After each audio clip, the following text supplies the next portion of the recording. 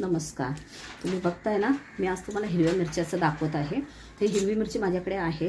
जास्त झाली ना तर मी काय करते, ह्याला धिवून ना उन्हामध्ये सुकायला टाकते 2 ते 3 दिवस. आता आपल्याकडे कसं छत राहिलं तर छतावरती एकच दिवसात सुकतात. मी कसं बिल्डिंगमध्ये राहते ना, तर मला ऊन खिडकीत जास्त येत नाही, म्हणून मी 2 ते 3 दिवस ठेवते. मग ही उन्हामध्ये सुकली ना मिरची अगदी छान लागते. जसं तिखट ह्याच्यात असतं ना वल्या मिरचीमध्ये, त्याच्यासून ही तिखट त्या सुकल्या मिरचीमध्ये खूप येतं. तर माझ्याकडे पहिल्यासून सुकवलेली मिरची आहेत, मी तुम्हाला दाखवत आहे. हे बघा, असा कलर पण येतो आणि मिरची खायला पण टेस्टी होते. जसं आता तुम्ही हे मिरची 10 मिरची घालत आहे जेवणात, तर आपल्याला सुकवलेली 7 ते 8 मिरची घालू शकतो. जर आपल्याला हे 4 घालायची असेल मिरची, तर आपण ह्याला 3 मिरची घालू शकतो. का म्हणजे जसं वली मिरची सुकल्यानंतर लाल मिरची होते ना, तर त्याच्यामध्ये खूपच टेस्ट येतो आणि तिखट असते ना, तसं हे सुकल्यापरी पण येते.